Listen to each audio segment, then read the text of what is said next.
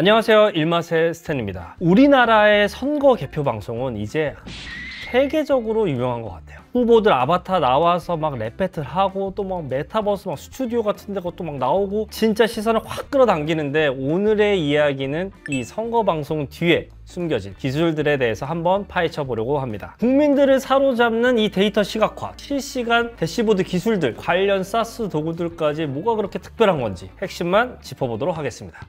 일단 방송 3사 기준으로 아바타, XR 스튜디오, AI 적용, 이런 시각적인 연출 분야에서는 항상 그의 최신 기술들을 빠르게 적용해 왔습니다. 저는 이게 정말 대단하다는 생각이 드는 게, 그냥 재미로만 끝나는 게 아니라 시청자들의 어떤 몰입도를 확 높이고 복잡한 선거 데이터를 훨씬 쉽게 이해하게 만드는 힘이 있는 것 같아요. 그럼 이제 다른 나라들은 어떻게 할까요? 얼마 전에 미국에서도 대선이 있었죠. 폭스TV, MBC, CNN 모두 이제 깔끔한 인포그래픽과 해설이 이어지더라고요. 특히 CNN의 경우에는 이 CNN 매직월이라고 하는 게 있는데, 이렇게 화면을 보면서 터치를 막 해가면서 하는 방식이었는데요. 이 타이밍에 이런 정보를 딱 전달하고 싶어, 그럴 때 이제 바로바로 시각화해주는 그 UI, UX가 진짜 섬세하게 잘 설계되어 있는 느낌을 받았습니다. 전 여기서 진짜 확실하게 차이를 느꼈거든요. 이게 우리나라 주요 방송사도 미국 대선을 생중계했었어요. 근데 우리나라 방송임에도 불구하고 재미 요소, 화려함이 싹 사라졌더라고요. 왜냐? 그 이유는 단연 데이터 때문입니다. 미국 선거 개표 데이터가 국내 방송사에 빠르게 전달되기가 좀 어렵거든요. 아무리 화면이 화려해도 데이터가 틀리면 이거 아무 소용없는 거 아니겠습니까? 그래서 이제 알아두시면 좋은 개념이 데이터 전처리, 그리고 시각화라는 개념인데요. 우리가 보고 있는 멋진 인포그래픽이 사실은 이 두 과정에 나눠서 진행이 되는 방식입니다. 먼저 데이터 전처리는요, 이 수천 개의 투표소에서 막 쏟아지는 데이터들을 오류 없이 합산하고 검증하는 과정을 거치고요. 방송사 공동 예측 조사 결과랑 각 방송사별로 있는 독자 모델을 결합해서 당선 확률 같은 부가 정보까지 실시간으로 제공을 하고 있는 거예요. 그래서 눈에 보이진 않지만 이 사전 투표나 표본 조사 결과 같은 거를 반영하는 이런 복잡한 백엔드 파이프라인이 계속 돌아가고 있다고 생각하시면 돼요. 그리고 또 시각화라는 과정은 또 엄청나게 또 중요합니다. 왜냐하면 같은 데이터라도 그냥 이 동그란 파이 차트로 딱 보여줄지, 아니면 지역별로 지도 색깔을 쫙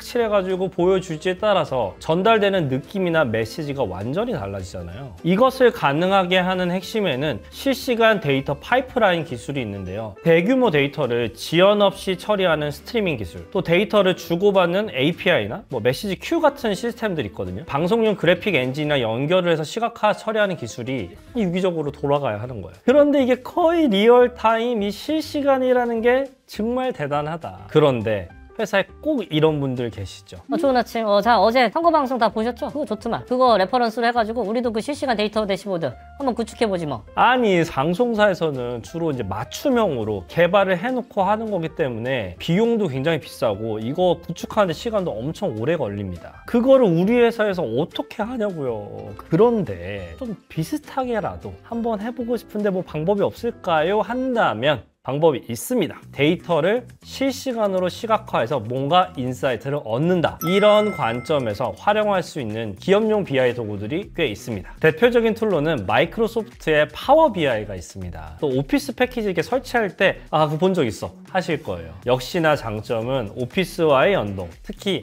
엑셀과의 연동이 잘 된다. 회사에서 MS 중심으로 업무가 이렇게 돌아가고 있다면 가장 비용 효율적인 선택지가 될 것 같습니다. 최근에는 코파일럿 AI 기능도 있어서 이게 강점이기도 합니다. 다음이 이제 태블로. 이 시각화 도구에는 일황이 있죠. UI, UX 좋고, 성능 좋고, 유저층, 팬층 많고, 교육자료 클래스 자격증, 생태계가 너무 좋습니다. 이 몇 년 전에 세일즈포스에서 또 인수를 딱 해가지고 세일즈포스와의 연동, 슬랙 연동, 이런 게 또 부십니다. 여러 데이터를 좀 더 다양한 뷰에서 보길 원하시는 회사, 그리고 데이터를 분석하는 별도의 담당자가 있는 팀이라면 추천입니다. 근데 다만 이 러닝 커브가 좀 있습니다. 공부를 좀 해야 해요. 특히 데이터 전처리 쪽, 이 프랩 쪽이 조금 손이 갑니다. 다음이 이제 클릭센스. 태블로는 너무 비싸고 허리도 잘 모르겠고요. 그런데 또 여러 데이터 소스를 좀 보기는 해야 돼요. 그리고 UI, 그래픽 좀 이런 거보다는 숫자가 중요합니다. 이런 분들에게는 잘 맞습니다. 클릭센스도 이 드래그 앤 드랍 방식을 지원을 하고요. 또 데이터도 이 원소스가 있는 쪽에서 연결해서 불러오는 방식으로 되어 있기 때문에 꽤 편리합니다. 그리고 다음은 구글의 루커입니다. 원래는 구글 데이터 스튜디오였다가 또 루커 스튜디오라고 했다가 여튼 이름을 계속 바꿔요. 왜 이렇게 자주 바꾸냐 하면은 앞서 말씀드린 3개에 조금 밀리고 있다. 하지만 이제 구글의 생태가 있죠. 특히 GA, 구글 애즈, 유튜브 데이터와 같이 이 디지털 마케팅에 특화해서 딱 보고 싶다. 그리고 좀 가볍게 데이터를 보면서 이 무료로 좀 뭔가를 해보고 싶다라고 하면 루커가 좋습니다. 실제로 이 해외 마케터들 사이에서는 슈퍼매트릭스라는 툴과 루커의 조합을 많이 쓰기도 합니다. 이렇게 4개 정도가 전통적인 강자였는데요. 요즘에는 또 AI 때문에 여기 시장에도 판도의 변화가 좀 있습니다. 가장 큰 변화의 개념은요. 이 ETL 혹은 ELT라고 하는 거에서 데이터 비주얼라이제이션으로 가는 이 문법을 AI가 조금씩 깨부시고 있거든요. 어떻게 하고 있냐 하면 물어보면 대답해주는 방식으로 바뀌고 있습니다. 복잡한 쿼리 구문을 공부한다거나 뭐 차트 세팅하고 막 데이터 필드들 막 브레이크다운하고 막 이럴 필요 없이 그냥 물어보는 거죠. 오늘 매출 어때? 이렇게요. 그 대표적인 게 GPT-o3 그리고 클로드 젠스파크와 같은 AI입니다. 아직은 이제 완벽히 위에 있는 솔루션들을 대체하기는 조금 어렵지만 데이터 시각화를 넘어서 전문적인 통계 분석의 허들이 조금씩 낮아지고 있는 느낌을 받았어요. 물론 앞서 말씀드린 4개의 솔루션들도 빠르게 AI를 서비스에 반영하고 있어요.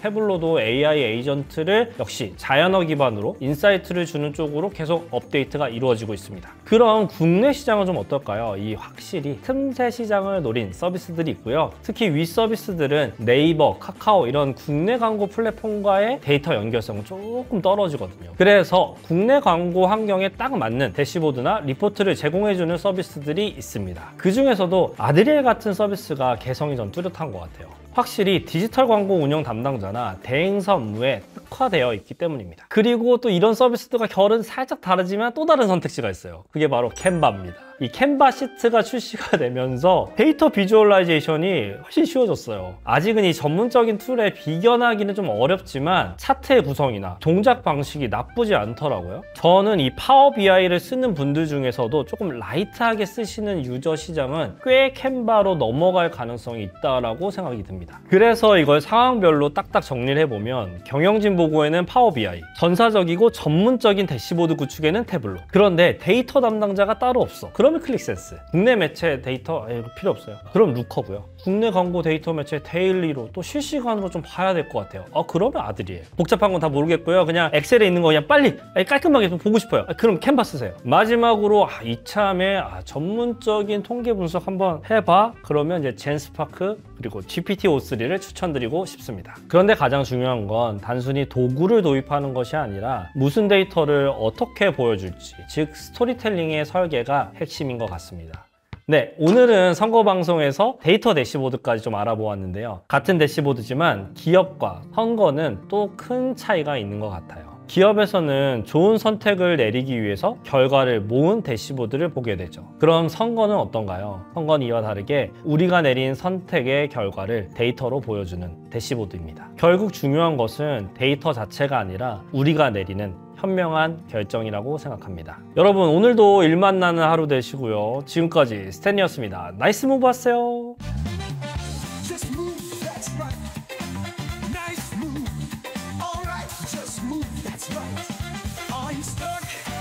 What you gonna do now? Are you tired? What you gonna do now?